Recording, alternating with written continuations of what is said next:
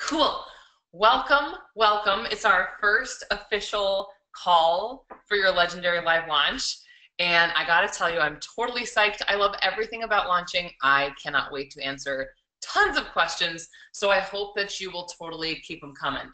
Throughout the module, how we're gonna run things, I'm gonna go through the content. So it's like a training call to begin. I would love for you to be writing down questions that pop up. If you want to go ahead and put them in the question box here in the feed, that's fantastic. If it makes sense for me to answer them right away while I'm teaching, great. If not, we'll always have time to do Q&A after we're through the teaching section. And I would think that the teaching session will go around 30 to 45 minutes, and then the rest of our time will be for Q&A. Our calls will go up to 2 hours. This is a time for you to write down anything that comes to mind, any questions you have, and I will do my absolute answers as possible because this is one of my favorite topics in the world. I have been launching straight and successfully for over 2 years, and I'm not saying one launch a year, like multiple launches every single year. So I am like psyched to be sharing this kind of information with you. When we get to questions, I just want to do a little bit of housekeeping since it's our first time. We have plenty of questions that are going to come in, I'm sure, and I'm so excited. If you're getting on the line and I'm going to talk to you with your, by voice, then go ahead and have your question written down right in front of you. Start with the question. If I need more story or more background information, trust me, I'll follow up, but I want our Q&A to be as concise as it can possibly be so that we can be really efficient with the time. I know everybody appreciates that when they're on the line, so that's definitely happening. Great, I already see questions coming in, so I'm so excited. Wonderful, keep them coming. So, let's dive straight into the module. And of course, if you want to be having any kind of, conversations in the Facebook group, you're totally welcome to do that too. I'm going to go ahead and open this up because if there's a time, oh great. I was just going to, Cynthia, you are killing it already. I was going to say, if you have questions, you can go ahead and type them into the group as this is already happening, which I love. So we'll get to those. I'm going to leave this open so I can come back during Q&A time. Feel free, oh, wrong page, to go ahead and, again, put whatever questions that you have in, all right? All right, so let's get this show on the road. I'm totally pumped. Week 1. This is our very cool starting point. It's exactly where you want to be. You want to get laser clear on what is your desired outcome for your launch, and then you want to be that kind of smart woman in business who knows what her numbers are so that you can reverse engineer, all right? So, you may have read this first part, but we're going to go through pretty much every step of the way. I love the launch process, and I get so excited to work with clients about the launch process. And I also can't begin to tell you how many people come to me and they're like, oh my God, I want this group program. I want 100 people in my group program. And I'm excited for them. And I'm like, yeah, totally possible, totally possible. And then I ask them some questions about like what their assets are. Like how big is your community? How big is your list? Like what have you sold so far? All these things.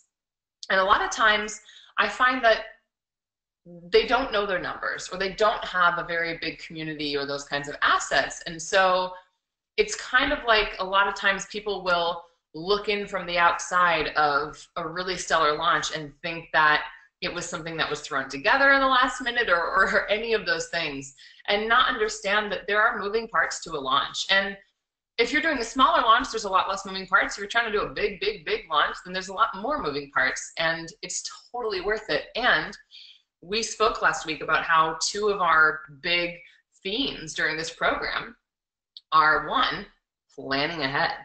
And really this is why we're reverse engineering today. And then number 2, keeping you in your zone of genius as often as possible. And I know we all come, from different places and at different points in our business. And so you may delegate more or less, but those are the 2 really, really important pieces to have in place. So we start with knowing what's your desired outcome, and then what does this really mean for your numbers? What are the investments that you might be wanting to make, okay? And there's something else that I wanted to talk about right from the beginning. You know, when businesses start making a great amount of money, they're also investing at a great level as well. And my husband is actually my financial planner. He's pretty amazing. So we're like a power money couple. And then I have a bookkeeper who I work with, a bookkeeper and accountant as well. And, you know, a lot of times what is considered to be very, very healthy for a business is having a profit margin, I would say around 50%. That is exceptional. It's fantastic, meaning that you're keeping 50% of the sales that you're making, right? Or you're keeping 50% of the revenue that you are generating in your business. The rest is going back into being invested. And of that you're investing in your business, a really healthy margin for what you would invest in your team might be, in our like online marketing industry, anything between 18% on the really low side, 5% on the higher side, all right? And that's of total revenue, okay? That's not of net profit, that's of revenue. And the thing you gotta think about, because I just think this is such an important part of knowing your numbers, is that your business will scale and leverage at the rate that you invest in it in many ways, right? Because if you're going to scale, you can't at some point be doing everything. And when you start wanting to work with many instead of one-to-one, there's going to be more investments, and some of them come up front. A lot of times in launching, you might invest before you're actually making your offer. And that's totally a normal thing that happens. But if you think about Amazon, for instance, Amazon is known for hardly even making a profit because they basically reinvest everything they make. And it's actually helped them grow to be a beast. I mean, I just read an article about how like Amazon is one of the big monopolies and what that means for our world of business and yada yada. But my point being that their aggressive investing means that they're taking just about everything that comes in the business and they're putting it right back into the business. And the reason I share this example is because their amount of investing is helping them to grow at just a crazy record speed. I'm not suggesting that you invest everything back into your business that you make, but I am letting you know that when it comes to investing in your business and knowing like what's good to keep a certain part of profit, one of the reasons that it's so healthy to keep, you know, if you were to keep 50%, depending on where you are in your business, is that when you invest, that's going to help you grow faster.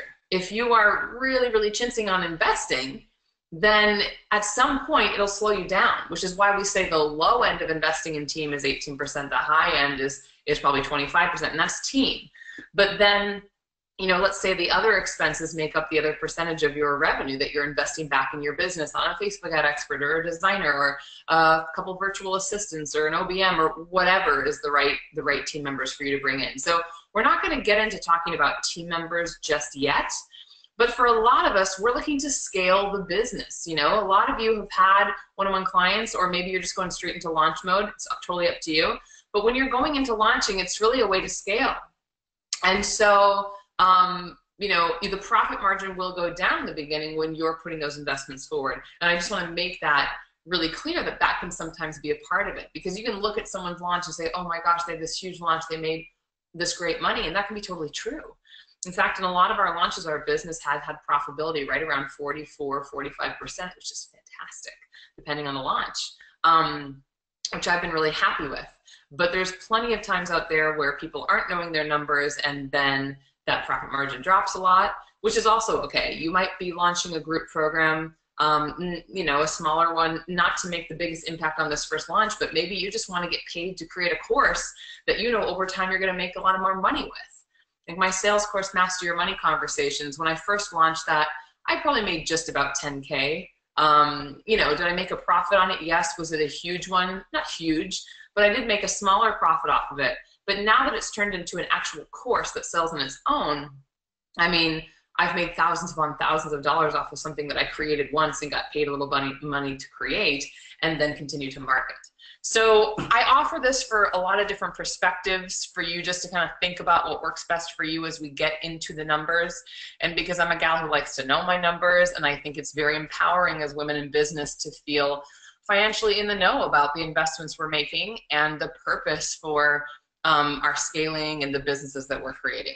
Okay, so I know that's a little bit of like some nerdy stuff like that, but I really, really, really, you know, so I really just love doing those things. And Gail's saying, just to be clear, 50% profit after paying yourself, or 50% after taking care of business expenses. After business expenses, so it's revenue. Cool? Cool. And Kelly says, the owner of Amazon has now passed Bill Gates as far as the wealthiest in the world. Fascinating, right? So let's dive in. Is everybody here picking up what I'm putting down so far? Are we all in a good place, ready to kick some buns and move forward? Just give me a little yes. Love it. Yes. Okay, cool. Sweet. Let's do this thing.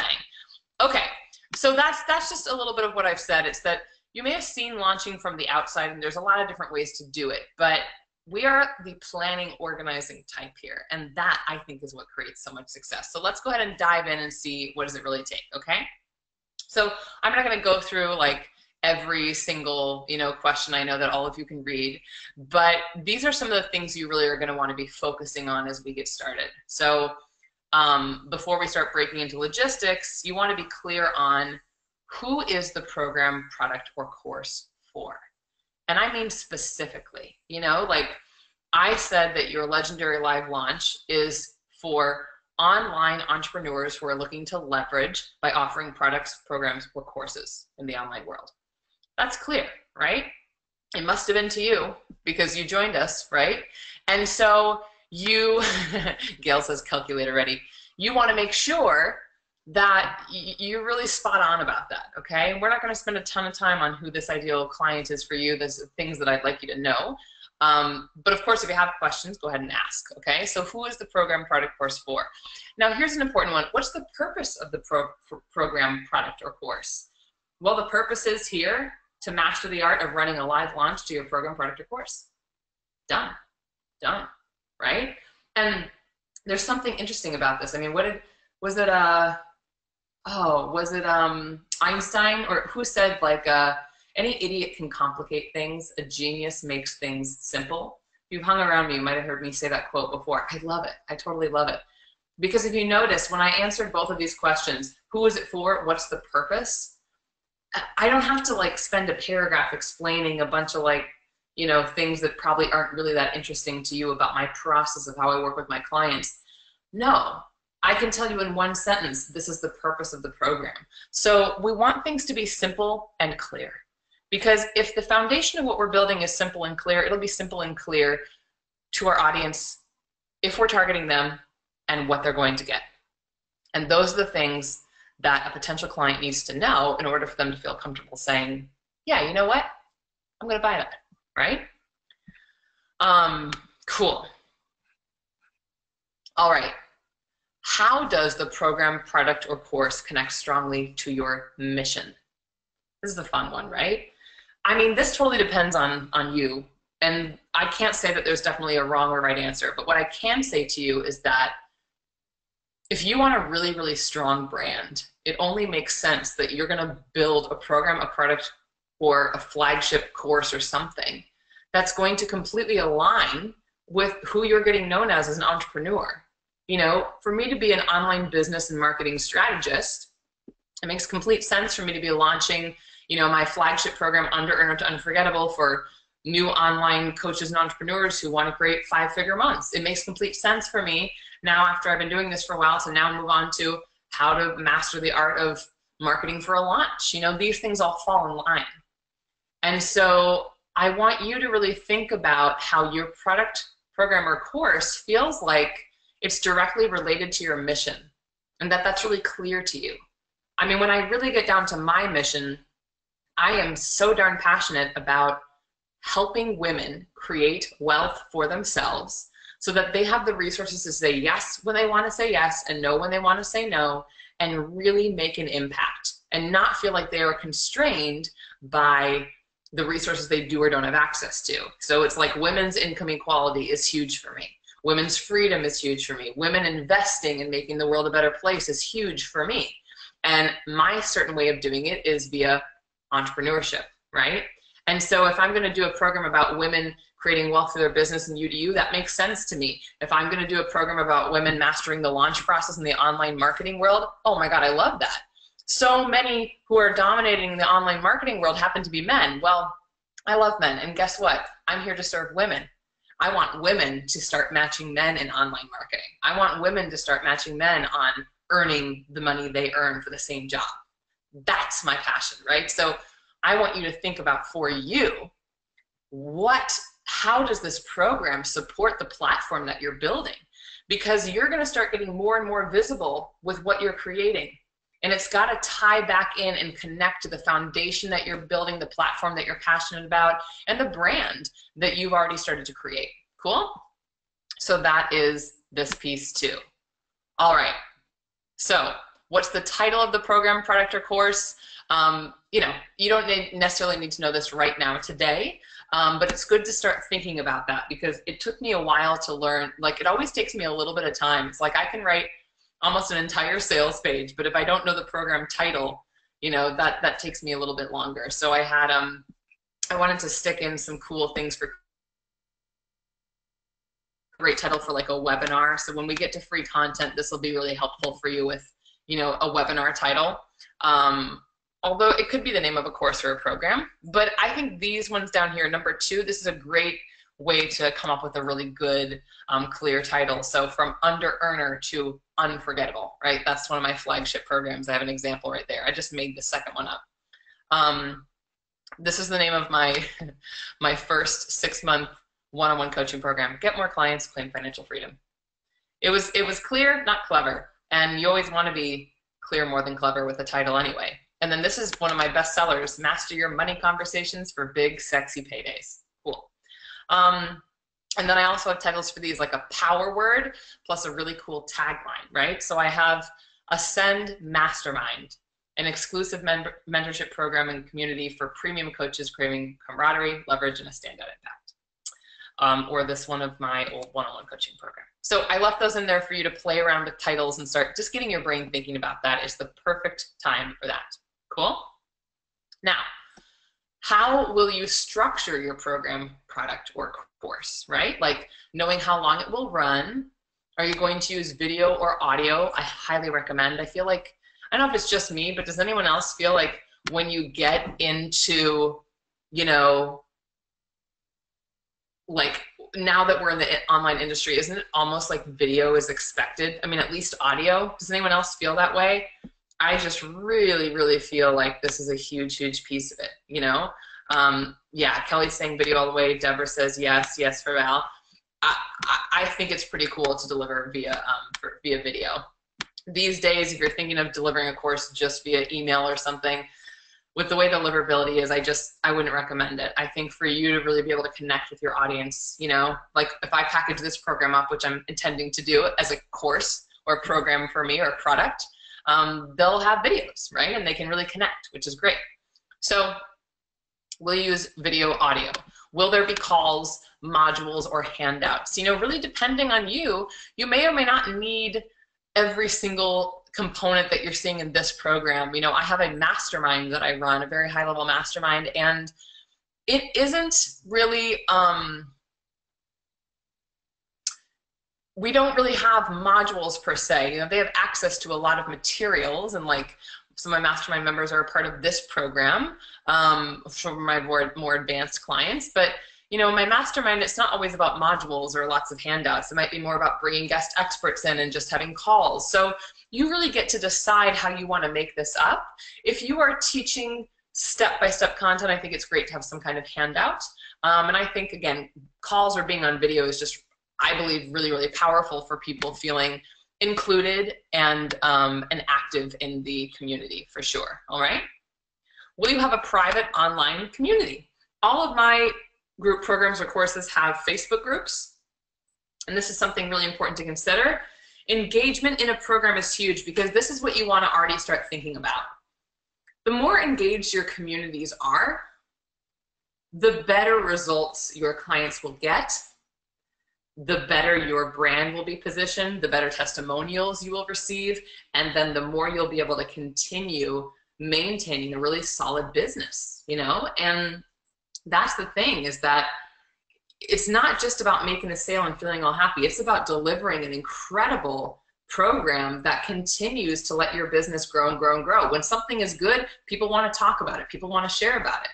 And so we don't have to get too much into that just right now, but having some kind of way for your members to connect with each other, to be in community, to maybe partner up and have a mastermind partner, these are all things that really help people to stay engaged during the program, and that is a big win for you. I also think that if you have questions around what to do with the community when the program's over, that can get kind of tricky. I have some Facebook groups open for other programs, and now that they're just, you know, digital products, they don't have the same engagement as before.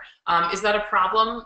I haven't found it to be too much. You know, as long as I'm really giving while the programs are live, but just different things to think about in terms of an online community. I think having a Facebook group with a program is something that a lot of people do, and I think it's a really powerful way to go. So there's that. So then I want you to think about, and these numbers, don't worry about getting them perfect right now, because once we crunch numbers a little bit, they may change. How much revenue would you like your business to generate from this launch? And again, remember, it's wise to assume a 40 to 50% profit margin. So you might be investing in other things like ads or a designer or a VA, and we'll talk about team later, or maybe you will have less of that. Some of my clients you've already heard from did, you know, they launched courses and had the help of a VA, and that was about it. You know, so you may have a smaller team or larger, and depending, you can kind of just guess. But even if you think your profit margin is going to be way more or way less, I think it's just a good place for you to go to, so that you can go into it saying like, oh, okay, I want to make $50,000 on my launch and assume that I'm going to keep 25 of it or something like that. Because I think sometimes people go in and they think, oh, you know, I want this amount of money. The same way that when you're a business owner and you're like, oh, I want to get that first client. You get that first client, and you know, it's like you've been investing in your business time, money, and energy, and so that goes to paying off some of the bills you've invested. So let's just be smart and let's be conservative right from the beginning. What I just read in this article was like, and this is like kind of common sense, but common sense that people forget all the time, is that it's better to be conservative and have a happy surprise than it is to be overly optimistic and feel like you failed or things really didn't turn out the way that you wanted them to in your business. So I'm all one for being conservative and just really setting myself up to feel really good about how the outcome goes, knowing that there are going to be certain things that are out of my control, right? And then you can think about how many clients do you want to enroll in the program? You know, how many clients would you like to get into the program? You know, so if you're going to want to, you know, make 25 grand, or let's say that you're doing your first course and you're like, you know, I want to do like a 10K course launch and then I keep 5K. Okay, well, what's the price point of your course launch, right? So I'm just going to do a little bit. Let's say that you want to do a course. We're going to keep numbers easy. And you want to make 10 grand off it, and the price point is $497, okay? So that means you're going to need 20 people into a $497 course to make your 10 grand sale. So you need 20 people in, right? So that's how you're going to kind of know, and then you're going to keep 5 grand of that. So great, that's what it would look like for you. According to your desired revenue and profit and number of clients, what price point does feel right to you, you know? So you can kind of do these at the same time to be like, okay, well, if I want to make 10K and I want 20 people in it, that would be $497. That feels good to me, you know? And anyway, for price point, you can totally ask any questions about like, okay, well, you know, what do I think I could sell this for? What's the demand in my industry right now? You know, you've got to be clear about those things as well, and we can talk about that too. But this is a powerful way to go so that you're clear, okay? And then you can think about like a pay in full option, or is there a payment plan option? You know, so let's go back to that example was actually Master Your Money Conversations. It was my sales course. So I had 20 people in at $497, but you know, I did a payment plan, so it was 3 payments of $197, which is $591. So if they did the payment plan, it was almost $100 more, but it was 3 payments over a month. And we did lose some of those payments or payment plans. So those are things to consider as well, right? And I was just having this conversation in another coaching call I was doing the other hour, but you might expect to lose 10% of accounts receivable for a payment plan. And that usually happens if you have let's say you're doing a 3-month program, but the payments go for 6 months or, 12 months or something. If the program is already delivered, but the payments are still coming, there's not as much leverage that you have for people to continue paying. Whereas if you front load your payments more toward the beginning, then people want to keep getting the information, right? So that will lessen the amount of payments that you'll lose. So this is just an average industry standard. And what you'll learn as we go through this module is that industry standards are not things for you to be married to, especially because they change so much from industry to industry, and they just change so much overall. I'd rather that you use these kind of percentages and numbers as a benchmark so that you feel confident about how you're setting yourself up. Cool? All right.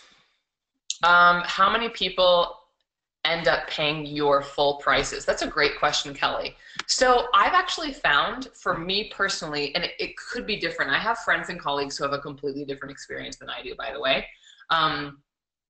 These are some of the stats that I'm most proud of, but I don't know why. I think that with my mission around women's financial empowerment, that I feel, I feel really strongly about encouraging all the people that I work with to have their finances in order and to like really feel financially empowered.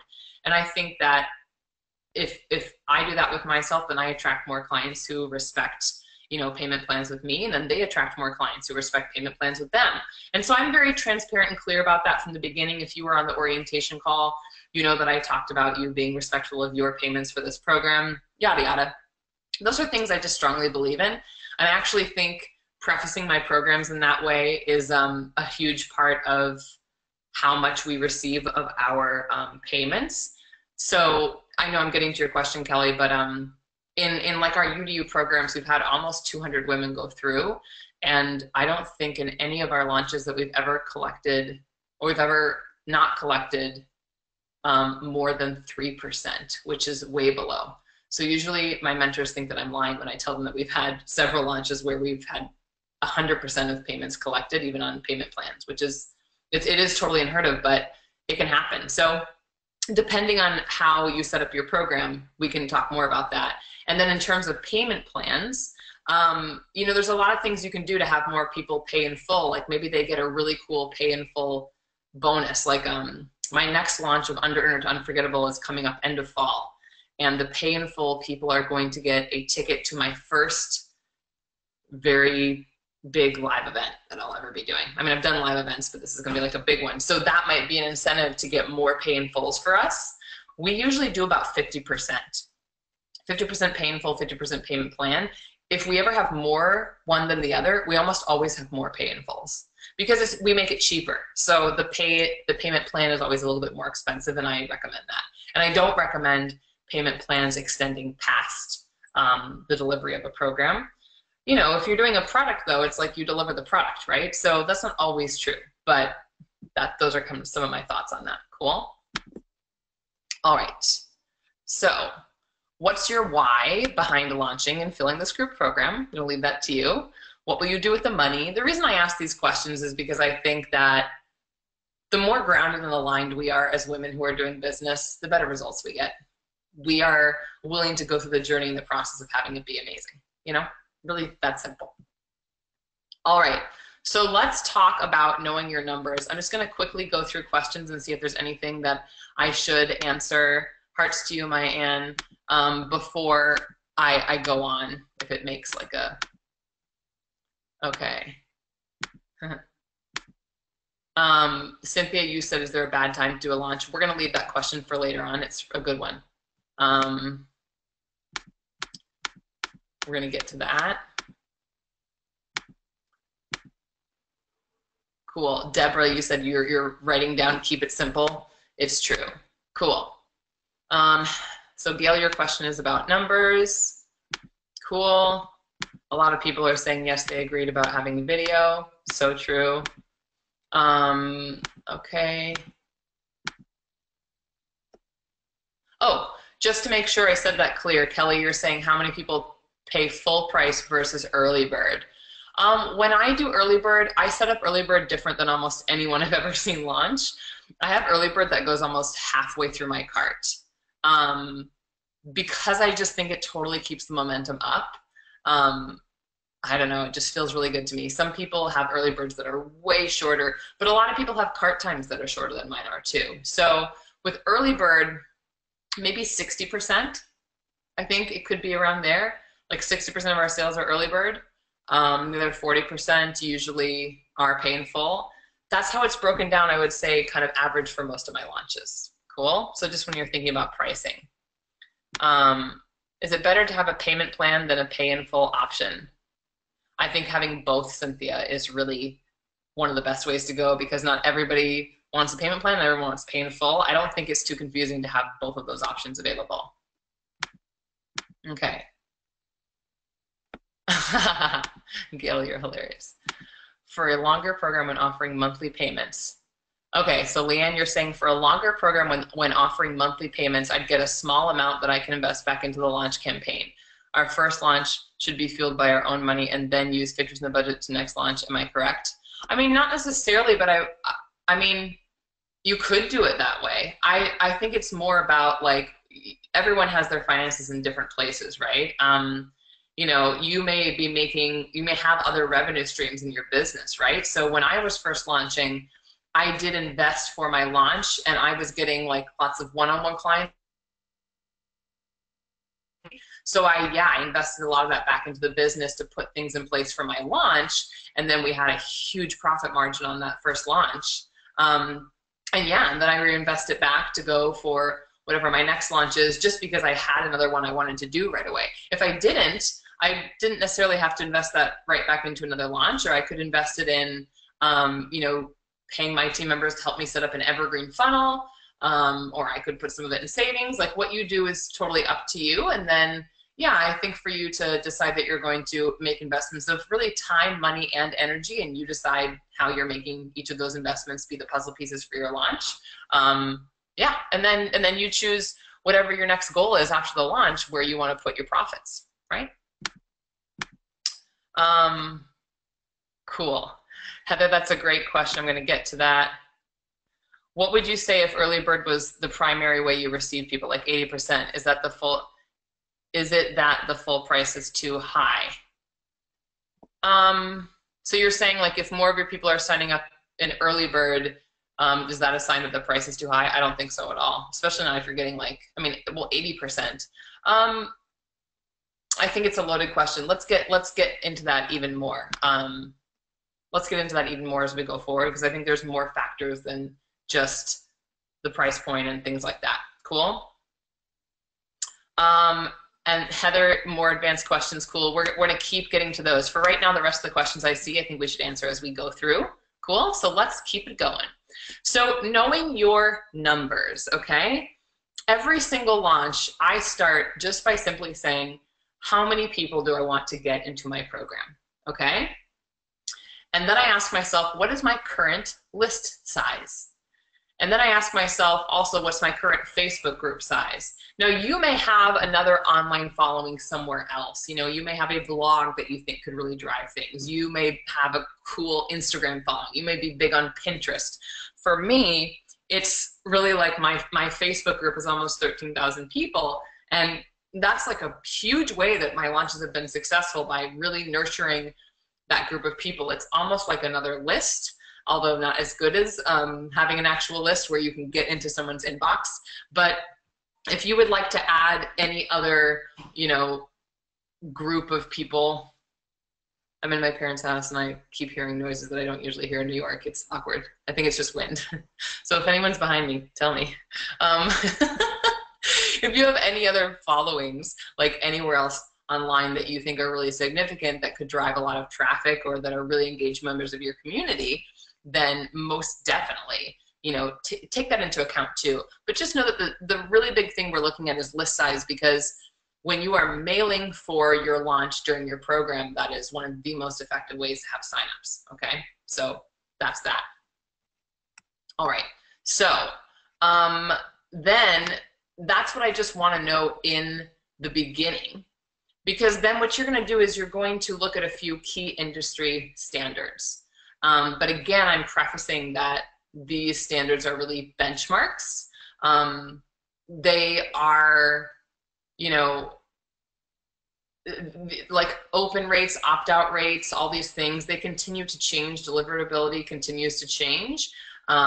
So, you know, it's really good to remember that this is not necessarily like a guarantee that you're going to be in the perfect place with the perfect numbers, but it's just a darn good place to start. So that is that. Cool. So these are some things that I think are really important to know when it comes to getting your numbers in line. All right. So the industry standard that I go by, my benchmark that I use, is that, you know, for the percentage of your list that's going to invest in something that's like 2K to 5K or over, usually you're looking about 1% of your list, which may not sound like a lot, but you know, if they're investing in a 2K to 5K or over price point, that's not a bad place to look, you know. And actually sometimes I'll say anything like, you know, 0.5% to 2% might be, depending on what your offer is and how juicy it is and all that stuff, and how engaged your community is. See, there's a lot of factors, which is why they're benchmarks. Now, if your program is like around the $500 or less range, you might look at getting, you know, a percentage or a conversion between 3 to 5% of your list. Again, just benchmarks to use, because our main goal is how many people do we want and how big does our community need to be. And it's the number one thing people are not doing. They're just saying, I want this many people, I'm going to open the cart next week, and they haven't done any planning. If you do the planning, you're putting yourself in a really good situation. So it's good. Now, this is really interesting. So I'm just showing you, like, this is my flagship program. UDU1, I converted 87% of my list. And then you can see in UDU2, UDU3, how this dropped a little bit, right? As your list grows, it's like your open rate when your list is, you know, under 10K might be able to get up to like the 20% or higher open range. Really, definitely. When my list was at like 12 or 13, I think I even had a 23% open rate a lot of the time. Really high engagement. As your list grows, your open rate's going to drop quite a bit, and that's not the end of the world. It's okay.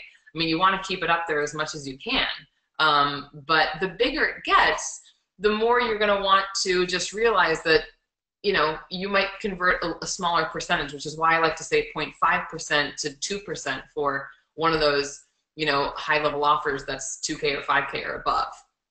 And what's really interesting about that is I did this launch, and it was a 5K price point.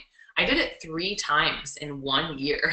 In an 18-month period, I launched that program 5 times. It's kind of unheard of that I did it so many times and with such a big price point. And so when we look back over that time, for the total list size where we ended and how many people had gone through, we actually were sitting right around 1%, a little bit over, which is very cool. So, you know, there's different factors, but that's just a good benchmark to say 1% for a price point there, and then maybe 3 to 5% for something that's lower, okay? So you'd be using this 1% guideline to determine, or 3 to 5% to determine the size of your list, right? And usually, like, no matter what my price point is, I go with at least like 2%. So again, let's say that you desire 20 clients in your group program and your list size is 1,500 people. Now, if that price point is, you know, $500 or less, you might say, okay, I can launch now. I never do that. I'm really conservative. No matter what my launch is, I still go by the 1% rule most of the time. So in order to sell 1% of your list and have 20 women in your program, you need about 2,000 people on your list, assuming that the people on your list are engaged people and they're ideal clients. So that's why 2,000 times 0.1% equals 20 people in your program. So it's not complicated math. Perhaps you want to feel even more fantastic and confident, and this is what I do.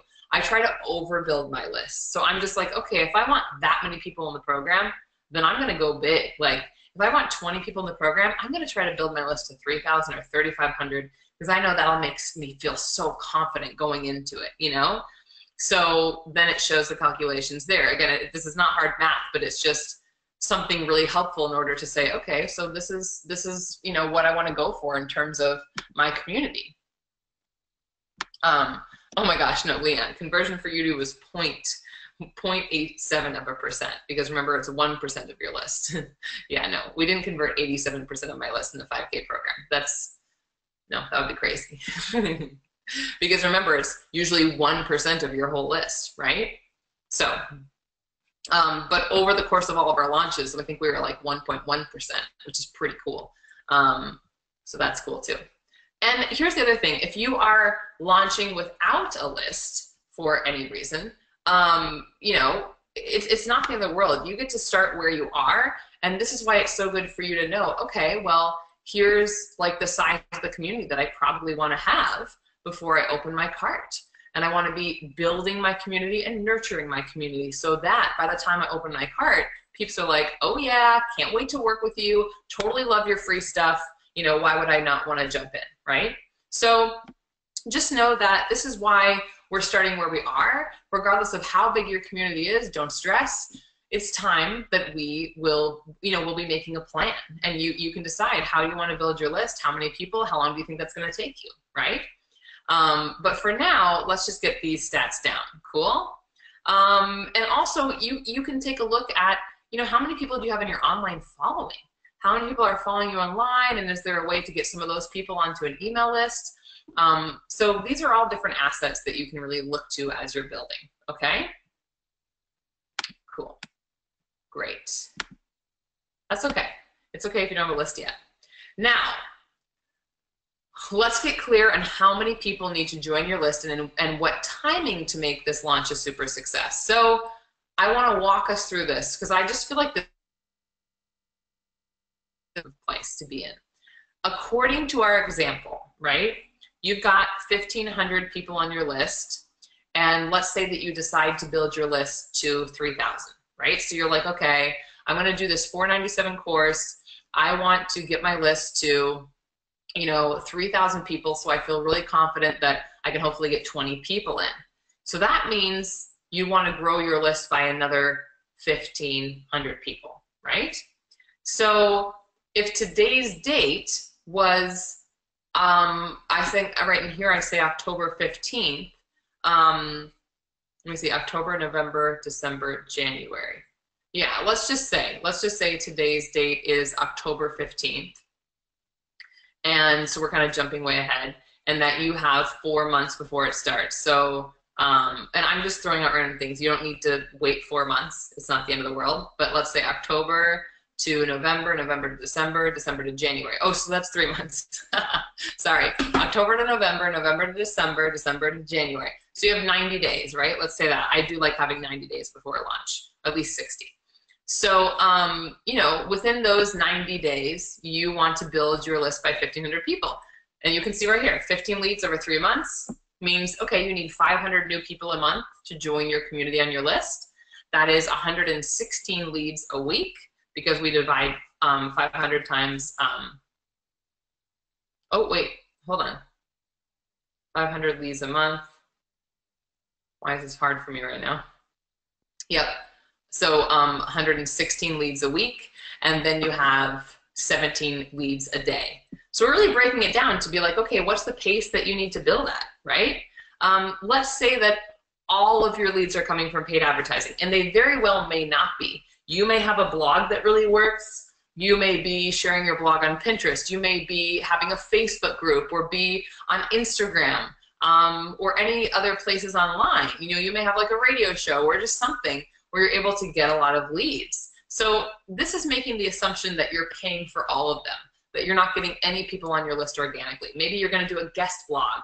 Maybe you're going to be in someone's summit, and that's going to help too. You just never know, but these are all different ways. Or maybe you're going to do a JV partnership where, you know, you're going to do a Facebook swap where you go into someone's Facebook group and share a freebie, and they do the same, and then you get a bunch of new people on your list. There's a lot of ways to go about it. But assuming that everybody is coming from paid advertising, and you know, you're getting 17 leads a day with an average of a $3 lead, which is, that would be a good price for today's ad costs, if you're doing Facebook ads. You know, that means that you might be spending $3 times 17 leads a day, right? So 51 bucks a day, $357 a week, $1535 a month for the next 3 months to hit your goal of 3,000 on your list. Unless, you know, you think that you can get half of those leads from, you know, blogging or Pinterest or Facebook or other places, you know, that's also possible. But then you need to map out how many a day are you getting organically, how many a day are you doing by paying, okay? So really some time to reflect on your numbers and be like, okay, I get it. Like this is how I really say it. This is how I get to a place where my community is there. So then there's just space here to finalize your numbers. You know, now that you're working upon this 1% conversion rate, how many clients do you want to get into your large or small group program? Like what feels best for you? And now that you know more, what about the price point or the payment plan? Has anything changed? And then I think another question you can start to go into, which we're going to do deeper next week, so don't worry about it too much, but you know, depending on the time you think it's going to take you, when would you want to open your cart? You know, when do you think you can have those 3,000 on your list to say, okay, I'm going to open the cart at this point? I'll just tell you right now, it is so much better to take more time and allow yourself to plan and set yourself up for success with a community of people who are excited to work with you than it is to rush into something because you just want to get your launch going and realize that you haven't built or nurtured in the way that a great launch requires you to. Okay? So just saying that, really important. Okay? Good. So yeah, how many new leads would you need to get in your list by then? And then you get to kind of break down those numbers, those calculations, and how much you might invest if you're planning on doing all of it through ads. You know, we're going to have Julie Lowe come in and talk about that. And then, you know, Selena Sue's going to talk about PR and publicity too. Those are other ways to get leads as well. So all of those things are going to kind of help. And one thing I wanted to point out here is that if you are thinking of doing different JV partnerships, let's say like some of the ideas were like a Facebook swap, right? So you might kind of find someone who shares your ideal target market in their Facebook group, for instance, and decide to say, oh, you know, I was wondering if we could help each other out. Would you want to, you know, chat on the phone and see if they're up for you sharing a lead magnet in their group and they're sharing one in yours or something? Or maybe you have a friend who could mail their list and then you pay them back later. Maybe you're on a summit. Maybe you do interviews. Maybe you're blogging. Maybe you're guest blogging. There's a lot of different ways for you to do this. But if you are thinking about reaching out and seeing if there's someone who wants to do a joint interview, you know, and mail their list about it or something like that, the time to reach out for joint interviews is to start making that list of who you might be able to do something with. That's now around calculation time, depending on, you know, how, I don't want to say the status of the person, but how busy you think their calendar is. You know, like more mature businesses in terms of like the revenue they're generating, launch calendars are decided, you know, a year in advance. So I know by the beginning of 2017, my entire launch calendar for the whole year. So people could ask me, oh, can you, you know, would you want to be a part of this? You'd have to mail your list. Most times, you know, for me, they have to ask me way in advance. It has to be a really good fit. Now, for people that you know, that you're, you know, kind of having a great relationship with or you're good friends with or colleagues, it's a lot easier to get joint venture things set up and not as far in advance. But that's just something to take into consideration, okay? So that's all I want you to focus on this time. What the purpose of the program is, how it connects to your mission, and start really taking a look at how much you want to build your community and when you feel you're going to be able to, you know, get your community where you want it to be by the time that the cart opens. That's what I want you to be focusing on right now. That's the best place. And then extra bonus, extra credit homework is to make a list of, you know, are there any joint venture, you know, opportunities that you could kind of tap into that's kind of low-hanging fruit and things like that, if that's something that you want to do. Cool?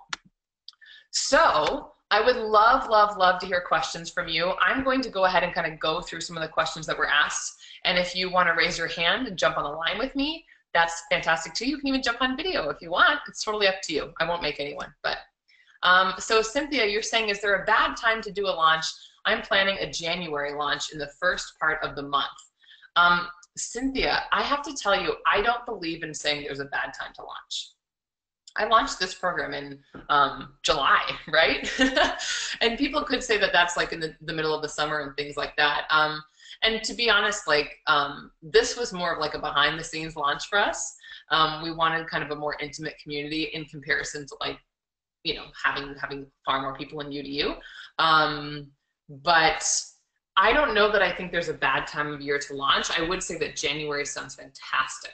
You know, January, April, May, and September, those are, I think, pretty good times of the year to plan a launch.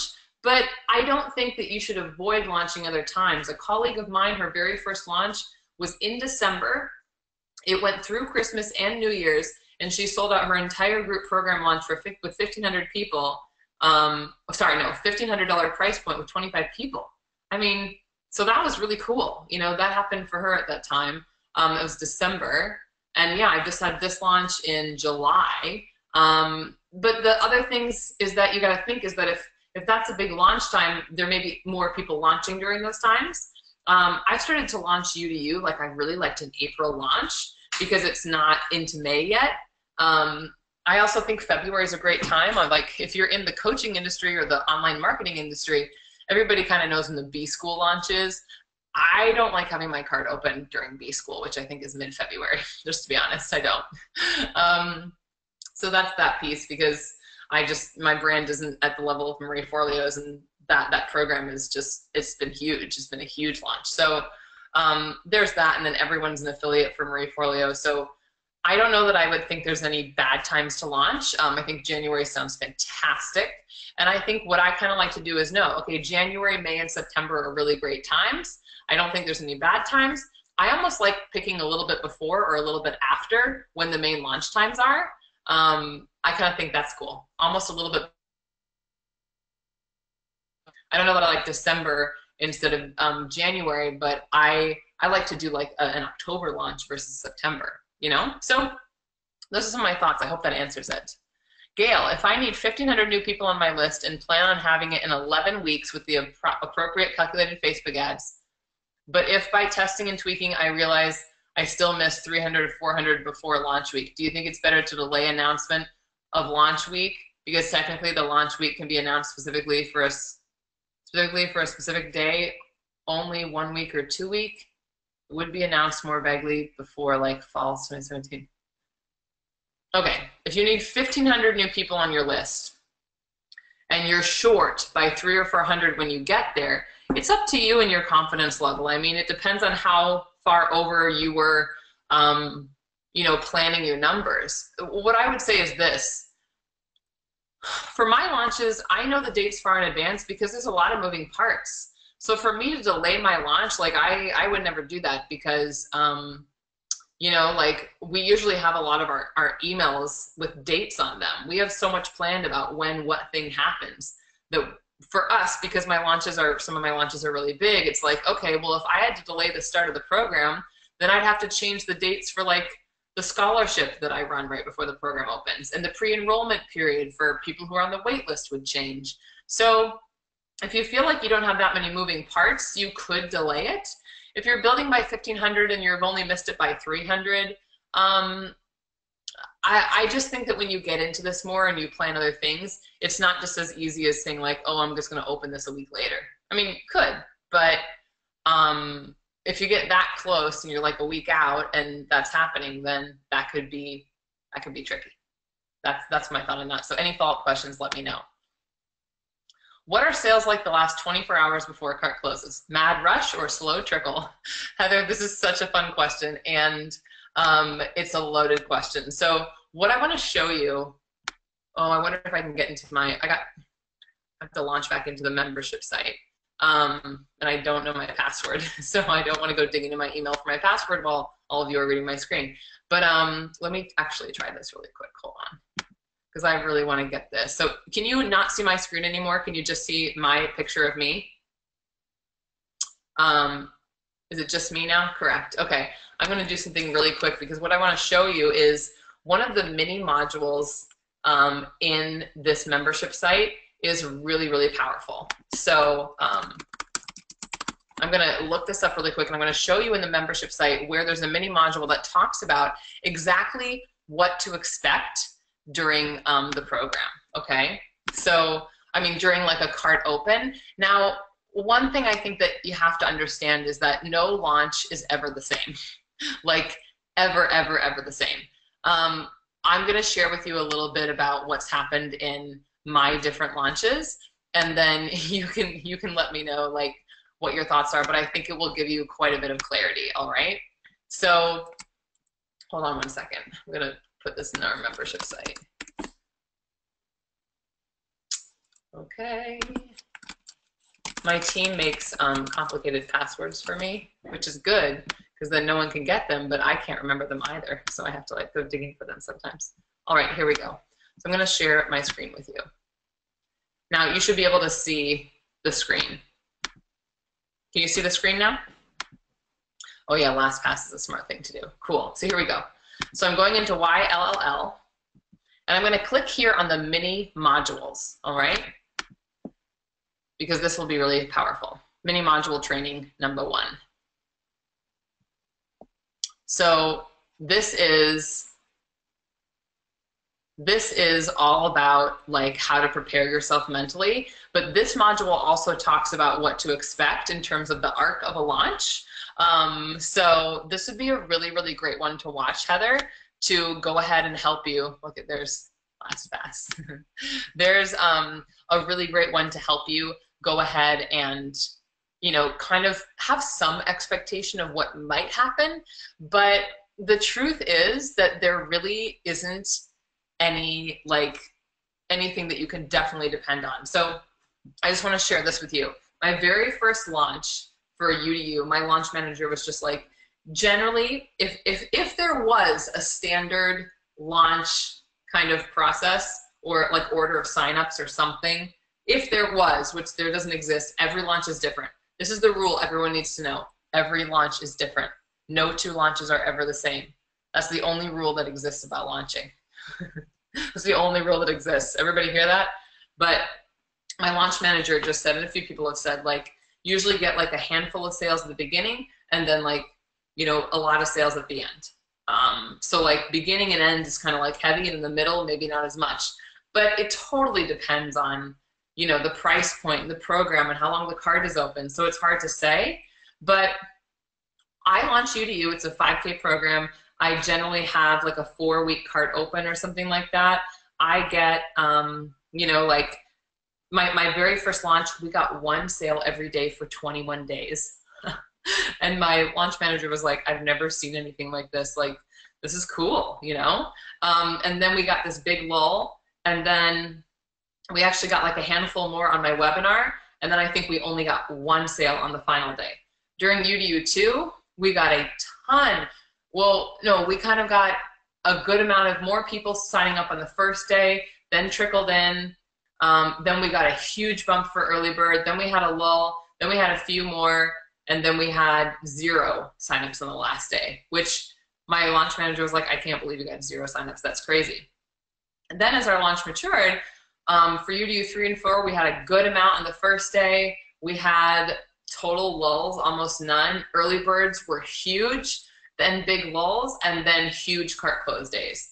I think that feels more about like what a general launch is like. But again, one doesn't exist, so I'm hesitant to say like, oh, trickle in or tons. It could be either. It really could. It depends on how long the cart's open and a lot of different things. But it's not unheard of to have people pile in at the end. You know, that's the closest thing you could get to a rule about a launch, is that people really do wait to the last minute. So it's not unrealistic at all for you to think like, does anyone even know I have a freaking launch going on? Like, does anyone know? Having a lull period where nothing's happening is actually completely normal. So just had to let you know that. Cool. I hope that answers your question. What would you say if early bird was the primary way to receive people like it? Oh, I already asked that. I already answered that, right, Deb? Okay. Heather, do you rely on affiliate sales at all, or do all sales go through you? So for me personally, I have done affiliates before, and actually I am going to be doing, it's kind of the big secret, I am going to be doing affiliates for my upcoming launch, because Gail, you came in as an affiliate to one of my programs, I believe.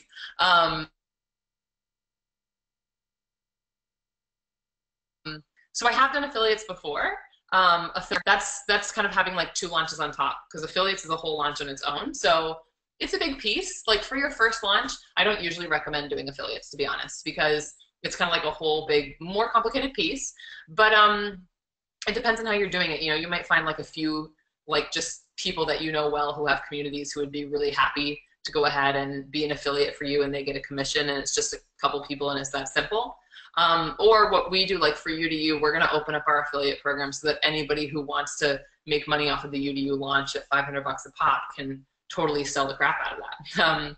So we have, you know, I don't know, almost 200 women who have gone through U2U in the last 2 years, or 18 months or something like that. So who knows how many affiliates will sign up, but most of the sales, I would say 95 or more % of our sales have all gone through us, all of our own stuff. Yep. So that's answering that. Do you use your number and Facebook group as part of the list size? No, I don't. I just look up my list. But I love that my group is growing, because I think there's so many people in my group who are also on my list, and I don't know the percentage of how many people from my group are on my list or how many people in my group are buyers or clients, but we have so many products and tripwires that I think there's a pretty good percentage of people in our group, in my Facebook group, at least the ones being active while I'm on video. Almost every live stream I do, there's a dozen, half a dozen people who have bought something at some point in time from me, which is cool because it reflects that the community is really engaged. You could have a group, I've heard some people say they don't make any sales in their group, but they're probably just lacking engagement. Okay. Okay. Okay, cool. So Gail, you wanted to check some of your planning with me by voice if possible. Let's bring you on the line. What up, lady? Hi, can you hear me? I'm gonna put my headset so you don't double hear your voice. Oh, good. I can hear you. I can hear you just well. Okay, cool. So I was putting, you know, the planning with the planning of your Legendary Life launch. Mm-hmm. And so it's complicated to say when you're French. So it's in the Facebook group. I'm just going to tag you. Yes. And so basically there's a couple of things I wanted to check with you. So in August, look at this. We're gonna go. What? Look at this. This is so fun. I love calendars.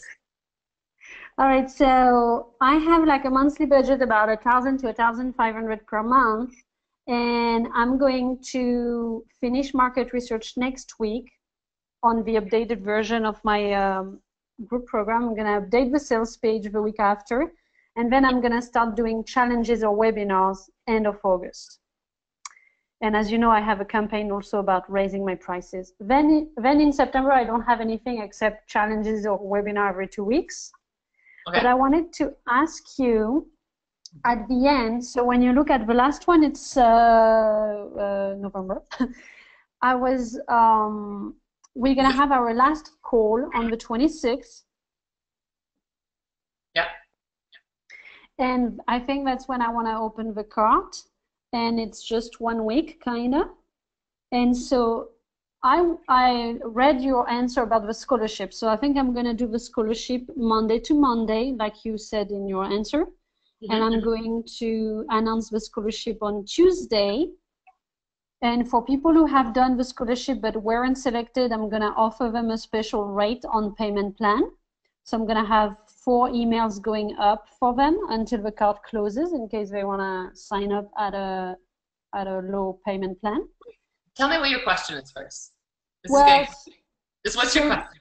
Yeah, so 11, the yellow sticker, because you said you were announcing your scholarship on the challenge or the webinar you had the week before, and so I was just wondering, is this really the week of the 12th or is it the week of the 5th? Well, that you have a challenge, the last challenge that you have. Well, if your cart's opening on the 25th right here, right? Yeah, yeah. Can everyone see my screen? Can everyone see my screen doing this with my little finger? Right? I can, yeah. I can see where you point. Okay, let's do that. You can see that I have your picture up and I'm looking at cart open, right? Yeah. Okay.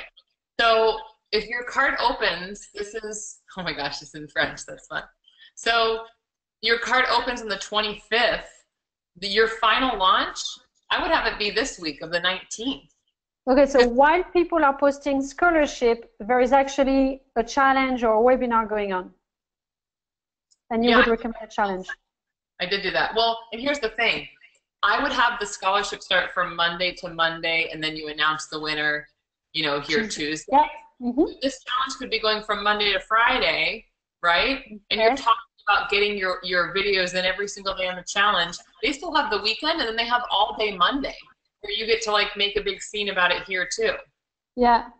And so then the previous challenge or webinar that you do you have yourself a break or like, you know, is it the week of the 19th or is it the week of the 12th or the week of the 5th?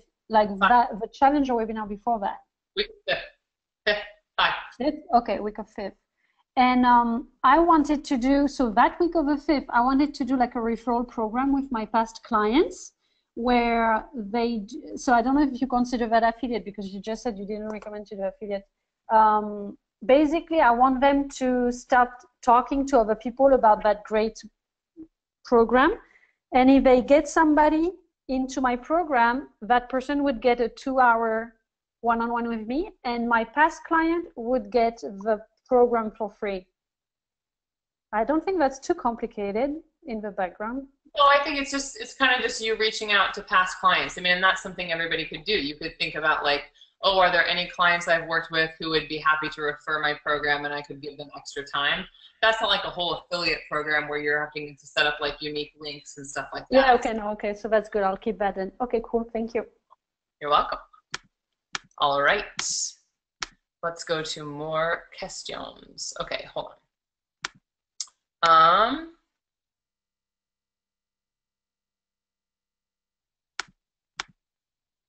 And there's more posts. Okay, so Kelly, what is an average affiliate percentage? Like to pay an affiliate, like what do they usually get out of the sale? So like if you're, let me see if that's the question. That's what I would love to know. So Kelly, just clarify, when you say what's an average affiliate percentage, so you're saying like, what do you often pay your affiliates, right? No, what they charge me. Affiliates shouldn't charge you anything. I mean, it depends, but usually if you have an affiliate, they sign up because they want to sell your program for you. They can get behind your program, and they're going to be selling to their community, and then they're going to get a commission off of what you sell. Does that make sense? Sorry, what I pay them. Okay, good. I was like, what are you talking about? That's a great question. So what you pay them, this really, really depends on the price of the program and what your intention is, right? So for instance, for you to you, like if it's a really high priced program, then I think sometimes around like the 10 to 15%. So for you to you being a 5K program, what is like, we pay 500 bucks, so that's like 10%, right? So every sign up that someone who's done you to you, you know, every time they get an affiliate for you to you, then they get paid 500 bucks. And whether they do the payment plan or pay in full, we just keep it flat 500 because it's so much easier for us. But we do, if they do a payment plan, we do pay it out as the payments come in from our clients so that we're not out money from affiliate sales. So I think if the price point is higher, a lot of the time, again, we might pay 10 to 15%. And again, these are benchmarks. Not everybody follows that. When the price point is a lot lower, you know, like if someone wanted to be an affiliate for Master Your Money Conversations, we might give them 50% for that. You know, it's a $500 program, we might give them $250, because I know that when people buy Master Your Money Conversations, a lot of them end up buying you to you. So sometimes it's worth giving a much bigger affiliate percentage and paying that out, because if you know that it's a small price point and you know that, you know, so-and-so has a huge community of people who are perfect for it and you think they can get a ton of sales and they're going to be way more incentivized if they make more money, and that you're going to make a ton of money off the back of just getting that product into more people's hands, give a higher percentage. Incentivize your people, right? And there are some things, like if people wanted to be an affiliate for my mini courses, I might just pay them 100%. You know, if they want to be an affiliate for my $49 mini courses because they've got a ton of people, I would most likely, or a 97 or 150 product, I'd just give them 100%. because I know that that $49, $97 product is gonna have 5 to 7 hours of video for people to fall in love with my brand and then buy from me. And when they buy that kind of stuff, or even a tripwire, you know, oftentimes they hang around for a long time. So I hope that, Kelly, does that answer your question? I would say like 50% for something that's a much smaller price point, maybe 10 to 15 to something that's way higher, maybe 100% of it's going to do something else. Good? Okay, cool. Awesome. Heather, will you be talking about quality assurance on affiliates later? For example, approving the messaging of your launch. Yep, I had an affiliate for Lead Pages email me and they slammed another brand. Not cool. Would want to make sure the affiliate is on brand and on message. Heather, so important. This was really smart thing for you to ask about, and so true. It's like this. If you get any sign that somebody is, you know, just not talking respectfully of someone else, even if you agree with them, it's just like they're putting that stuff in writing and they're reaching out. It's just bad business practice, I think. So that's something that's really important about affiliates. It's that if there's someone else who's going to be representing your company and your brand, you do not want this person to be going and spamming other people in the name of your brand, or using language or anything that's off brand for you, because all of a sudden you've got somebody out there in the name of you who's representing something that does not feel good. So Heather, I think you're really smart. If anybody reached out and they said, you know, talk shit about someone else's business, that right there, I'd be like, red flag, not happening. There's no way you can get your hands on my brand. Because they can only sign up to be an affiliate if you know, like, you know, if you actually say they can. So we're only opening up affiliates to people who have already taken our programs, and we know them. Like, when people are in my programs, I know who they are. You know, like, I'm very engaged in all my groups. So I feel very comfortable with people who have been a part of the program, and I can see everybody who's on the affiliate list and feel really trusting of them, you know? And I think another thing is just, if you're thinking of anyone being an affiliate for you, like, I have people email me all the time and say, you know, do you have an affiliate program for your sales course? Do you have an affiliate program for this or that? You know, we get a lot of questions about that. And most of the time I don't approve people because I don't know who they are, you know? But if there's other bigger brands that wanted to approve me, I would really have to look at their marketing and say, like, well, does it really feel like their target market is out there? Or that their target market is really my target market, and things such as that. So I think it's just being really aware of who this person is, doing a lot of research on their brand. You know, a lot of times when you're doing affiliate, you're actually the person who is providing the swipe copy, right? So, you know, swipe copy is when you give emails to people and say, okay, mail this, feel free to change it into your words, but this is the general gist of how we talk about our program. So, you know, they're signing an affiliate agreement, and in affiliate agreement, it's going to say things like, you know, you can't violate our brand, blah, blah, blah. Like, it'll make those things clear. And then when you provide the materials, you have a lot more control over that. Besides, people often don't want to go and like write all their own stuff. They probably would want to use your swipe copy. So that's what I would say about that. Cool. All right, let's see what we have. Great, good, Heather. I'm glad that's helpful. Kelly, can you give a brief overview of the scholarships? I haven't heard of it, but was going to offer scholarships. Absolutely, I'd be happy to. And for anyone else, if you have any other questions about just crunching the numbers, actually, let me ask some feedback really quick. I need a glass of water. Just so far, I want this first piece to feel very doable for you to wrap your mind around it, to get your head in the game about like how to calculate, how to know your numbers, and how to reverse engineer. Is this feeling doable and clear for you? Like, you really understand how to know your numbers, you're really understanding this idea of reverse engineering, and you really get how, you know, if you can know your numbers and you can say, okay, well, it's going to take me this long, this is what I might invest. Does that help you just be like so much more in the know? Laura says, yes, very clear, totally love the numbers, and so clear, says Kelly. Grounding, really big reality check, says Deborah. Okay, cool. Numbers, question, and timing of the 90 days. Cool. So Emerald, you're saying you have a question? and Heather, you're saying, yes, it's clear, just intimidating since I'm starting from scratch. I totally get that. No worries. Heather, okay, Emerald, you have a question. Great. It also makes me a bit worried about what I need to build, says Kelly. So ladies, raise your hands and let's talk some of that out. I want to get to that before we get to scholarship stuff, so that everybody can leave feeling really good about what's possible, okay? And to know what your options are. So I'm going to start with Emerald. Hey, lady. Are you there? I see your mic turned green, but I don't hear you yet. Have you muted yourself? Now your mic's green again. Hello? No. I don't know why I can't hear you. Hello, how about now? Yes, now I can. Hey. I don't know, I just changed the input. I don't know either. Okay, so numbers were actually really helpful because I have about 1,500 on my singles mailing list, not my couples mailing list, and the launch I'm doing is for singles. So, you know, and 20 was the number I wanted as well for the group.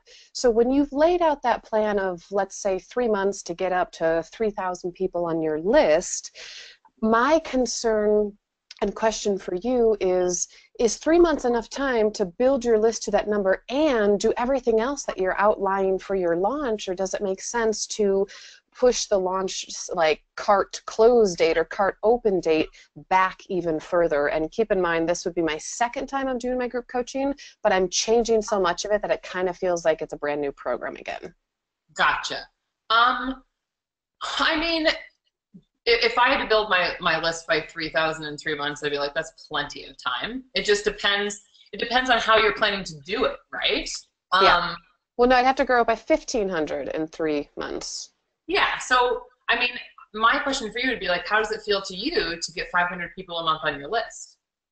Well, it's kind of what has been happening, but going hand in hand with, I'd also crunched some numbers for some of my opt-ins that I was doing. Oh, crap. How about now? Okay. And so, like, even though my ads are doing really great in Facebook, by the time the opt-in and everything is done, by the end of the month, I'm only keeping like 13% of the people. So there's still some change. 13% of the 13% of your new opt-ins are staying, and yeah. That means 87% are leaving. Correct. And I posted in the U2U group about this. My thoughts is the opt-in is killing it because it's, are you ready for your soulmate? Take the quiz. And so many people are interested in taking the quiz, but they don't give a damn actually about what I have to say. And so they don't double opt-in, and they actually never really make it on my list, only 13%. So I did it as a test this last month. And I'm like, holy shit, I'm getting 40 cents a conversion. But in the end, after I ran the numbers, only 300 people stayed on my list, which actually ends up being around $3 a conversion. So that was the reality. $3 a conversion is pretty awesome, though, still these days. I mean, okay, the fact that you did your numbers and it came out like that, but that's, what countries are you targeting? The U.S. Okay. Anyone else? I have to double check. If anything, I might have said Canada as well. Okay, but you're not targeting, like, you know, non-speaking English countries or okay. And you're getting 40 cents a conversion on your quiz? Yeah, but it ends up being $3 after nobody makes it through the double opt-in. Yeah. Well, first of all, I'm glad you bring this up because I think this is an important thing. Like, most times, like, okay, so this is a more aggressive goal, but my business is in a very different place, so don't anyone freak out or go into comparisonitis. But our plan was to build our list after calculations by 13,455. That came to be our number by the time our next card opens. It was originally going to be around 12,000, but basically we said, okay, based on the number of, like, people who opt out each month and things like that, and duplicate signups. Sometimes you get people who sign up for multiple opt-ins, so it's the same person twice, right? Based on that, a lot of people will calculate that whatever number they want to build by, they might overbuild it by just 15%. Now, I haven't done a lot of quizzes, to be honest. We just have our first quiz being built right now. Quizzes can get a lot of opt-ins, though, and they don't saturate as often either, because humans, like, can't stand uncertainty. So they're like, am I ready for my love? I got to do it. You know? So I think you're right on that. Part of it could be the quiz, but I'm really surprised that 13% are all that's staying. That seems crazy to me. So what are you doing for a nurture sequence? So I I mean, would need to. you have a nurture sequence on it. I do. Yeah. I have a nurture sequence for everything that I have created. Yeah. Okay. Okay. So, part of me is thinking it's scrap the quiz idea because it gets so many people, but nobody sticks around because, like you just said, they're curious. So, hold on, I pulled it up right now. So the nurture sequence is pulling them, it turns them into the offer of joining the 8-week group coaching program, Yeah. online coaching. Do you know what your open rates are for those first few emails? No, I haven't done any of that. Okay. Good to know. I mean, I pulled it open right now. Actually, 42% opened it. So I have a split campaign. One goes the route for, hey, 8-week program, $400, and one goes the route, my $49 7-day mini course. And that's at 41%. So they're both at 42% for opening that email to people that then make it and have done the double opt-in. Okay. Gotcha. And then are you selling? Have you sold any of the 8 weeks for the 49s? I have. I haven't sold any of the 49s, but I have sold a couple of the 349s or the 397s. Really? Yeah, isn't that funny? What's your conversion percentage for the 397s? I have no idea. I don't know how to find that. Okay.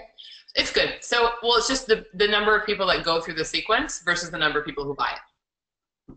That's Well, if we know I ended up with 300 people total on my list and 50% went through that, so 150 people and 2 people have purchased. I like doing math in front of all of you. It's like 1.3%. Okay. 2%. Yeah. Yeah, I mean, it could be better. I would go for like 3% of that or something, but that's a whole different conversation. Maybe I need to work on the funnel and add more couple of emails before I even go into the sale of nurturing.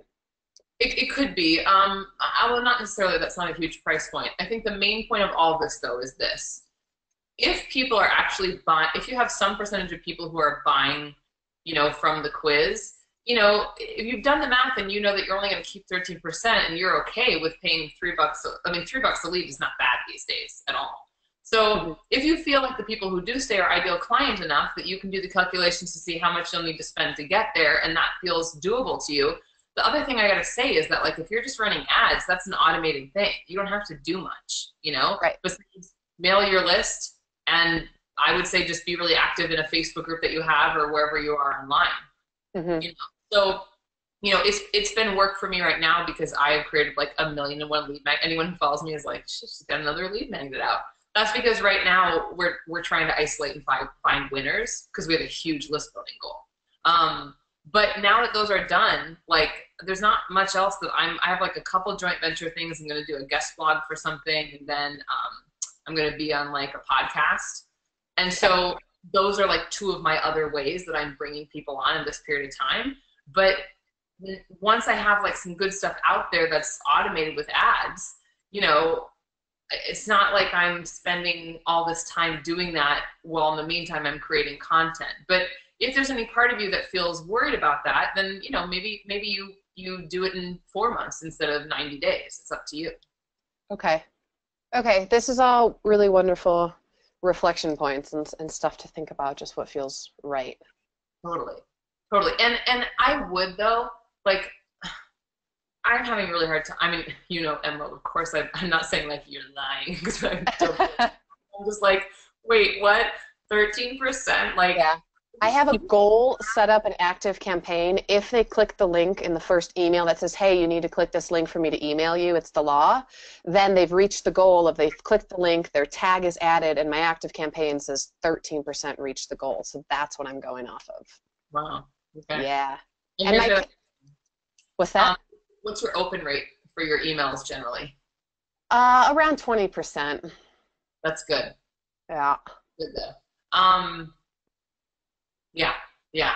I'm almost feeling like maybe I keep that going and then use the same copy and direct it to an e-guide and just kind of see what goes better. Because I don't want to be paying for people to just take the quiz and then never see them again. That just seems silly. Yeah, I mean, I would create some kind of opt-in. I would create some kind of opt-in that isn't a quiz, and try it out. I've got plenty of those. I was trying the quiz for the last month just to see. Well, I mean, a lot about it is working. This is not like a throw the baby out with the bathwater situation per se, at least not yet. Okay. Well, yeah, thank you. You're welcome. Good stuff. Good stuff. Let's see. Okay. Very clear reality check. Numbers question. Okay. All right, let's see. Also makes me okay.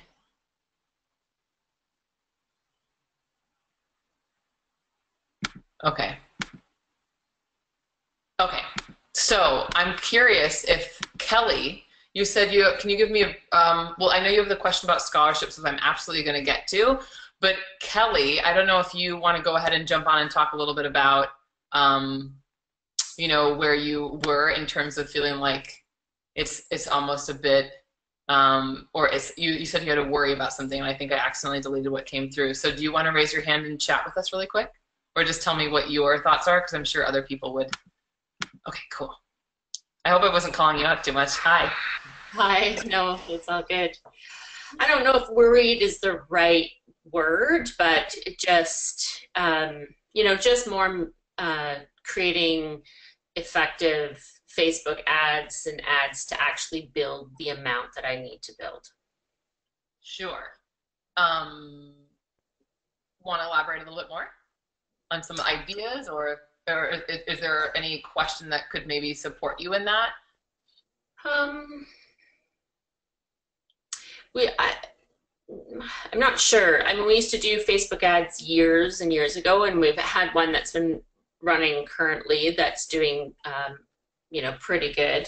But I loved the numbers of how many you need a day to build what we want to achieve, and obviously we're not hitting that based on looking at the daily ones. So it's just, and the amount of trial and error that goes into, you know, finding the right audience on Facebook and having them work. So it was more just, wow, I really need to get that streamlined. Yes. Well, and I have to say, I say this in a really loving way. I'm really glad it has that effect, at least a little bit. And I think you know what I mean by that, but it's like, I feel like it's so good for us to be like, oh, okay. So, you know, and this is an industry standard. Like, I've had people whose list size weren't that big and they did great at the launch. I've had people who built them a little bit bigger and they're like, gosh, I didn't get as much people as I suspected with this 1%, you know? I think so much of it, and this is something I'm learning in my launch right now with my new launch manager. He actually asked me a question and said, you know, between your launches, because I talk about, like, we'll get into it, so don't worry about it yet, but when we talk about pre-launch content, you know, I talk about, like, nurturing them 30 days before the cart's opening. And he said to me, well, what are you doing, like before the 30 days before? Like, how much are you nurturing then? And I was like, well, I do, but, like, not a ton. And so, you know, there's a lot of different things that help you to convert, like, well, and some of it is nurturing the context that you do have. If you have a crazy engaged community that's really, you know, into it, then those numbers could go up, you know. And it's not always just about building through ads either. You know, I have never wasted a dime paying for ads. Like, I mean, we make a good return, and I think it's, like, such a good investment for business owners. And yet there's a lot of other things. I mean, I really encourage everyone here to think about different joint venture opportunities that they can do that can also help to build organically along the way. So they're not your only options, but it is really good just to be like, oh, okay, like, I find that when people know their numbers and break them down, then all of a sudden they're like, ooh, this is like, okay, I got to do this. But it also makes it feel really real for them about what needs to happen in what order. And I actually think that's what helps a lot of people, you know, really succeed than kind of going into it in the dark and being like, oh, I hope I have enough people to hit that goal, you know? Yeah. And you know, and we knew the overall numbers, and we knew the overall spending that we'd kind of need to put into it, but it just kind of hit home when I looked at it per day. Yes, right? That's because I remember people have been like, oh, build it by then. I'm like, oh, that can probably work. But I remember just like, you know, my husband is a numbers guy too, and it's really fun because I am, and I'm like, hey, so I figured out this many people, but that's this many people a day. And he was like, oh yeah. And so I just was like, oh my gosh, yeah, it does make it more real when you're like this many people a week. Even that doesn't feel like, oh, that's okay. And then all of a sudden you look at daily and you're like, I get it. Okay, I get it. Yeah, totally. Cool. So thank you. You know, I think it's just, and I know that Facebook, like I said, you know, takes a lot of testing to kind of hit, especially if you haven't been using it for a while. It takes a lot of, you know, testing. Actually, as I'm talking about this, I just have an email popped up that somebody else opted in from that Facebook ad. They seem to be working, but it's been years since we've advertised in any way. So we're really just needing to scale up from years of not doing anything. So yeah, I get it. An investment ahead of us. Yeah, well, and it's really interesting too because it is true. It's like you start to build up like target audiences, and so that can take a little bit of time. And at the same time, I have clients who have kind of come out and had some good results and not a super long period of time. And that's why I think, you know, to diversify and look at other joint venture opportunities that are out there for you as well could be really, really cool. And there are other ways to do ads as well. So anyway, I think it's a great time to really think about the different combination of opportunities that all of you that you feel like you can use to be like, okay, I feel like I can get this many people from this and that many people from this way to really, you know, design it, map it out. Nice. Do you before we hang up on me is do you want to talk a little bit about joint venture scholarship as far as just what to look for? And yeah. So is there anything specific you want to know, or just more of my process, or let me know? Yeah, just nothing specific. Okay, cool. General overview. Yeah. So what I just really love doing before my cart officially opens is the week before I usually do a scholarship. So I'm just going to use Gail's calendar right now. This picture. So when I open this up, can you see this picture up here? Yes. Okay, I'm going to go to her cart open. Oops. Okay, so see how I'm just going to use these as dates. Like the cart open right here, right? So my cart actually a lot of times this is a Thursday. I usually open on a mercredi, a Wednesday. And so my scholarship, well, you can see she's written here scholarship. So she was asking me what I do, and she's doing that too. From Monday morning until Monday at like midnight that day, although last time I went until Sunday, and I won't do that again. I'll change till Monday because people get busy over the weekend. Basically what I do is I mail my list like once or twice this week. This week of like, let's say the 12th, so a couple weeks out from the cart opening, and I just say, you know, as my way of getting me back, I love to go ahead and offer you the opportunity to join my scholarship competition to see if you can get, you know, a gifted seat in UDU this time around, right? So it's a really good way to build buzz that the group is opening. So I'm very transparent. I'm letting people know the cart for my program is opening at this date, and I let them know sometimes months in advance, just, you know, by kind of talking about it in all of my content and stuff. But for the scholarship, about a week out from the scholarship starting is when I'll send an email out to tell them, you know, how to participate and everything. And I always host it in my Facebook group, and I have a video that explains like all the rules about, you know, the scholarship competition that will be pinned at the top of the Facebook group. So it's up there the week before, so people really know. And then during that week, basically how it goes is that I tell them to make a video that's 2 minutes or less. And I mean, we've had like, one time we had 90 women submit videos, so it really has to be 2 minutes or less, or I tell them they'll get disqualified so I don't die watching videos. But it's like, what's your name? What's your business? Where are you from? What are your biggest business desires right now? What are your business challenges? And then some of the two most important questions I'll say, why do you want why are you the right fit for, you know, the group program, or under earner to unforgettable in this sense? And then I'll also say, why do you want to work with Mel, or why is Mel the right coach for you? Which is really cool, because if they feel really passionate about, and all the people who put the time into the video do, they basically like talk about, you know, all these things that these other women in my group can identify with, like what their dreams are and what's been hard for them lately. And then they go off on why I'm the right coach and this is the right program, which is like some of the best questions to ask in a sales conversation to allow your potential client to like have them realize why you know you could really help them, you know? So it's like creating all this buzz for you and for in your group. And then I go through the videos. Actually, my assistants make a giant spreadsheet, and we make sure that they like followed all the rules. If they didn't, they're disqualified. If they did follow the rules, then I watch all the videos anyway. And then I select 2 winners, and I announce the winner, like, I know, probably the day after the competition, so that if there are people that are like getting ready to buy, they're not waiting before the cart opens. Right. Any other questions or thoughts on that? It was long, sorry. Yeah, no, that's awesome. Yeah.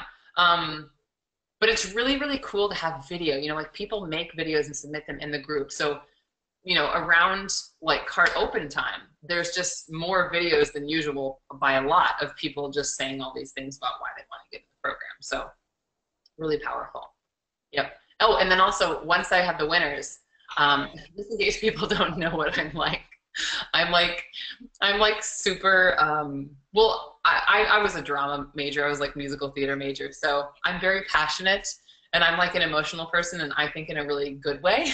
But like I'll hear these women's stories and they'll like totally make me cry. So I make a video where I announce like who the winners are, and I usually kind of like blubber a little bit, which is totally not planned and not part of my strategy at all. It just, I just am like, I get really moved because I love giving back in that way. But someone did write me an email, and they were just like, I just signed up for your program because when I saw that video, I could tell how much you care about your clients. And so there's just a lot of, depending on what your style is and like how you do the scholarship according to your brand, like you attract people who really value the same things that you do, and they just generate a lot of buzz for you.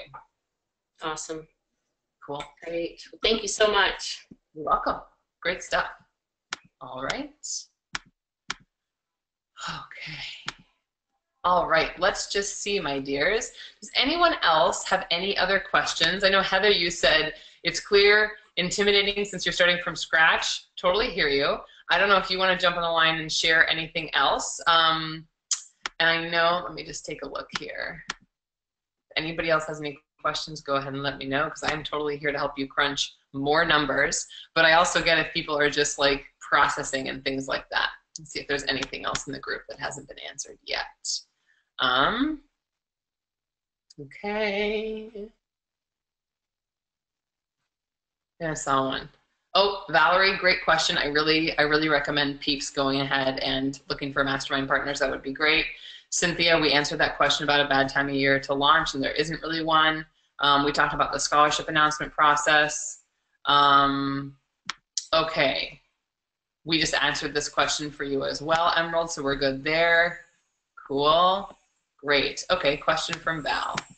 So do you open your cart at the 3-month mark, or does your program start at the 3-month mark? You know, you don't have to necessarily wait, Val, to open the program like 90 days. Let's say that you feel like your list is, or your community is where you want it to be. You know, you might be totally fine to open your cart in 60 days. But generally, depending, and next week what we're going to map out is how long your cart is open. So I would say, like, as a default, even if you're doing 60 days or 90 days, that's when you would open your cart, okay? Not when you would start your program. Because you want to open your cart and you want to make sales, and then when the cart closes, then you would start the program after that. So does that make sense? Let me know if I answered your question all the way. Make sure I got everything else. Okay, cool. Awesome, awesome, awesome, awesome. All right, my dears. If that's what we got, and all of our calls will be 90 minutes to 2 hours, just so you know, but pick my brain as much as you possibly want. We're going to keep crunching, you know, keep crunching the numbers through the week and kind of like work it out, see where you are. I'm going to be in the group to answer more questions. I am obsessed with the whole launch process, so we're going to keep diving in.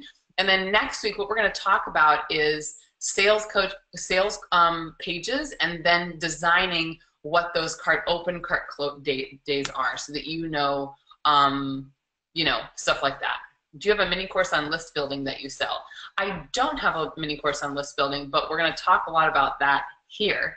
So we actually have Julie Lowe coming in to talk about list building and stuff, and I don't actually have one of those yet. So that's coming up, right? When do you start talking about the program? Great question. So Val, give me a little more clarification here about like when do you start talking about the program? Like in the 90-day period, when do you start talking about the program? To open my seltzer.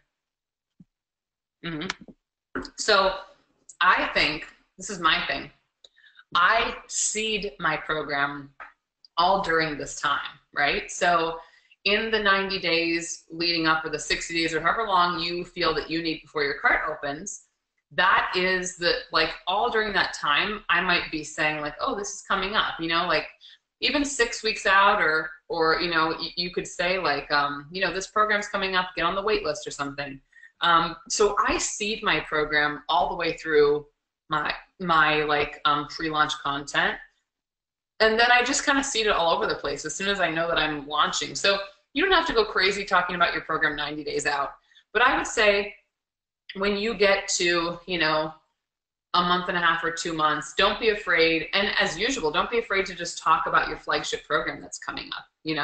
You can talk about your program and seed it without actually pitching anything, and that's what's really powerful. So I think a lot of the time you can, like I might be doing some free content. Like yesterday I did a webinar on sales, right? And during the sales time, like I gave an example and I referenced my flagship program, Under Earner to Unforgettable, right? So seeding that program is like, that's kind of always happening. My launch isn't opening until October 11th, right? Well, that's when my program's gonna open. Or my cart's gonna open, not when the program's gonna start, but that's when my cart's gonna open. So all the way up until any free content I'm doing, I'm constantly referencing it. And again, referencing it is not selling it. You're just saying, oh yeah, in my program, I actually teach blah, blah, blah, blah, blah. So you would start seeding it then. And when we do our pre-launch content, we get more into the details of that, then, that's when you're gonna talk more heavily. In my pre-launch content or my cart that happens right before the cart opens, I've been very clear in any of like the actual pre-launch content.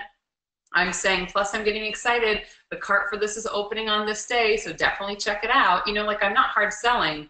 That happens once the cart opens. Then on any of my content, I'm really pitching every single time, just about. But before the cart opens, I'm talking about it a ton without actually pitching. Does that make sense? And does that answer your question, my dear? Awesome. Okay, great. Any others before we sign off for the day? Oh, you keep your cart open for 4 weeks. Great question. So for my program that's 5K, I've kept my cart open for 4 or 5 weeks. I almost did 3 one time. I would say the sweet spot is like 4 weeks. I usually have like 4 weeks and 2 days because I open on a Wednesday and close on a Friday. That's just how I kind of love to do it. So yeah, I would say 4 weeks for my 5K program. But again, I have done 5 weeks for that. For this program, the cart was only open for like about 2 weeks. I did another program that I had open for like 3 weeks. There's a lot of people who will open their cart for just like B School's open for 2 weeks, right? Impacting Millions is open for 2 weeks. And those are like 2K price point programs, I had a colleague who did like a 3K program. She held it open for 6 or 7 weeks the first time, and then 3 weeks the second time. So you can really shift. I mean, I just know for me that I was like, gosh, what makes me feel confident, And I know Gail's only going to keep her cart open for like 6 or 7 days for her program, and it's a higher end program. So you can do different things, but generally I feel like if you're keeping your cart open for a very short period of time, like 4 days, I would assume you have a very large community, the price point is lower, things like that. If you're keeping your cart open for like a couple of weeks, that might be for a higher price point program. That's kind of what I would say. Cool. You're welcome, Kelly. Awesome. Great. Any others before we leave? Going once, going twice. You guys are so fun. I am obsessed with this topic. Crunch those numbers, ladies. Any questions whatsoever, put in the group. We're going to be kicking buns on this. And it's so good just to be really prepared and know exactly what you need to do to reverse engineer. This is why it's the very first thing we're doing. And you all have time and you all know how to go about it. So you've got this. I'm here for you. You know where to find me. And let's talk very soon in the Facebook group. Plus, we'll be getting another module. So crunch those numbers, girls, and let's talk soon. So good to be with you. Bye.